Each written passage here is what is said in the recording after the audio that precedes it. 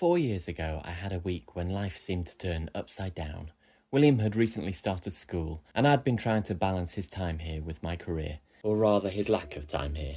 This wasn't easy, as he was absent a lot due to the school struggling to accommodate his needs. On this particular week, William was off once more, and it dawned on me that something had to give.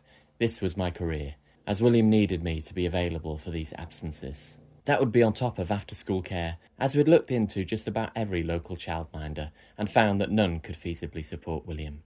In some ways it was a bleak period, but it was also a time of important beginnings. While finding my feet, I began to share videos of our autism adventures online. This advocacy has become a big part of our lives. Over time, William's school hours became more predictable, especially when he began to attend a special school. This gave me more hours in the day, and I was able to start offering tutoring for autistic students who had their own school struggles. This has turned into modest but fulfilling self-employment, and in many ways it does feel like I found my feet in the world of work once more. Sometimes I even dream of bigger things, like turning my services into a hub or sensory science centre. However, this week I was reminded of the barriers in the way of such ambitions. In a strange symmetry of that past career-changing period, now exactly 4 years earlier, William was off school once more. This time it was due to the heat. We ended up having fun together and lots of new adventures, just like on that previous summer solstice week. But William's care is intense and full-time, so getting on with normal work tasks while he might, for example, be relaxing at home was out of the question. And so I had to cancel all my tutoring and was very limited in terms of what other things I could work on.